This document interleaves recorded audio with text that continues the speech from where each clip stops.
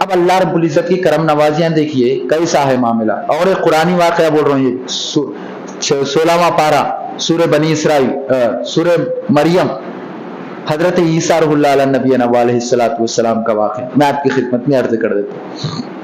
ایک دن کیا ہوا، حضرت بی بی مریم یہ وہ واحد خاتون ہے بغیر شادی کے بیٹے کی ولادت دے، بغیر کسی مرد سے ملے کے ان کو بیٹا ہو رہا.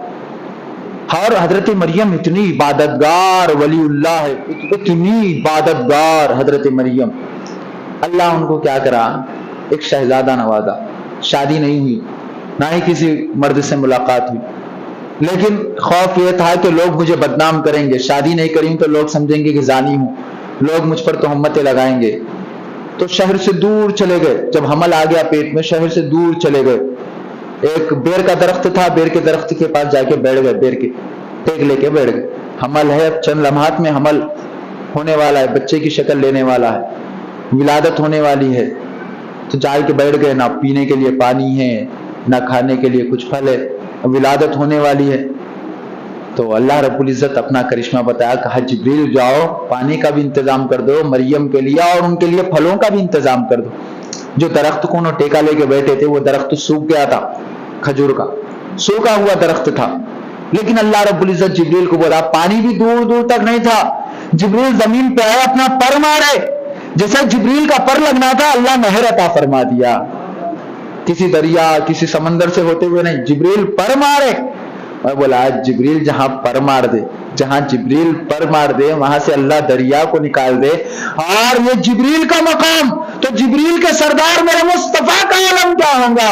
یہی وجہ تھی جس پانی میں مصطفیٰ انگلی ڈال دے اللہ انگلیوں سے پانی کے چشمے جاری کر دیتا تھا.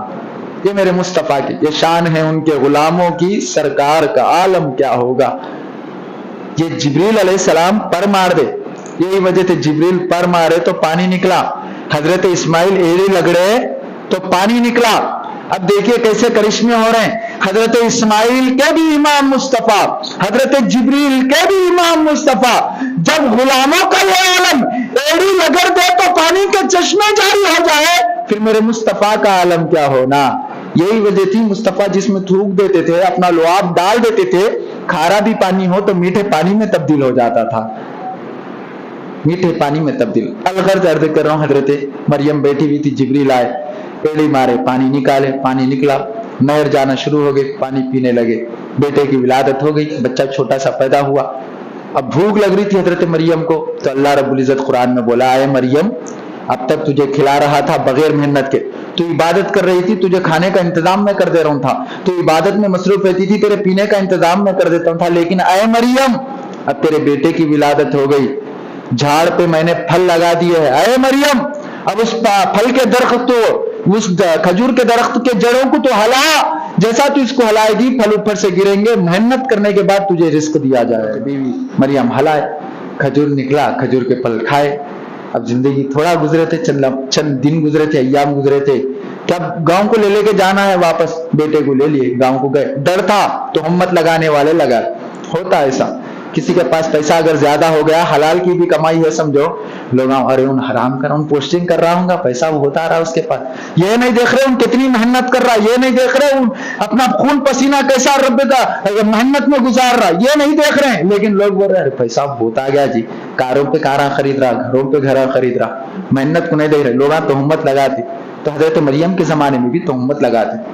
مریم بیٹے کو لے کے گئے تو پورے لوگ جمع ہو گئے، جمع ہو کے بولے اے مریم تیری والدہ بھی بڑی نیک شفاف پاکیزہ عورت، تیرے والد بھی پاکیزہ عورت، لیکن اے مریم تیرے ساتھ ایسا معاملہ کیسا ہو گیا، تو اتنے گندے کام میں کیسے مبتلا ہو گئی، تہمت لگا رہے، الزامات لگا رہے، ایسا بچہ کیسے ہو گیا بغیر نکاح کے، تو شادی بھی نہیں کری، بچہ کیسا پیدا ہو گیا.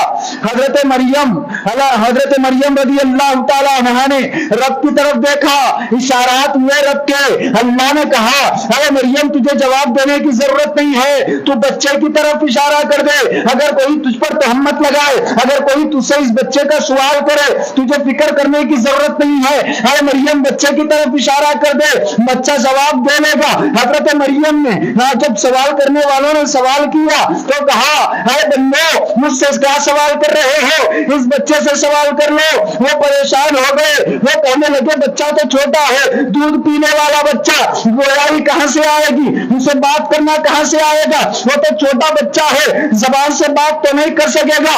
اتنے میں یہ باتیں ہو ہی رہی تھی تو بچے کی زبان میں گویائی آ گئی اور بچہ کہنے لگا اے زمانے والوں میری والدہ سے کیا سوال کرتے ہو، میں جواب دیتا ہوں۔ حضرت عیسیٰ کہنے لگے قال، حضرت عیسیٰ نے کہا انی عبداللہ آتانی الکتاب وجعلنی النبی۔ حضرت عیسیٰ کہنے لگے اے زمانے والوں میری ماں پر تہمت مت لگاؤ، انی عبداللہ میں اللہ کا بندہ ہوں، اللہ آتانی الکتاب، اللہ نے مجھے کتاب عطا کی، وجعلنی النبی، اور اللہ نے مجھے نبی بنا کر مبعوث فرمایا ہے۔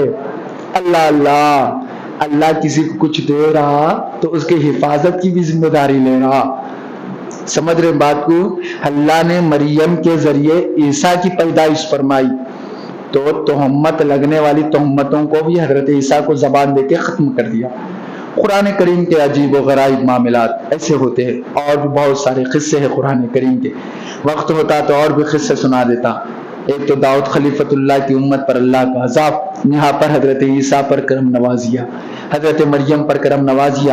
بتانے کا مقصد کیا ہے؟ اگر اللہ کے ساتھ ہو تم تو اللہ تمہارے ساتھ ہے، لیکن اللہ کے اگر خلاف ورزی کرو گے پھر اللہ اپنے عذاب میں گرفت کر لیں گا، پکڑ لیں گا عذاب۔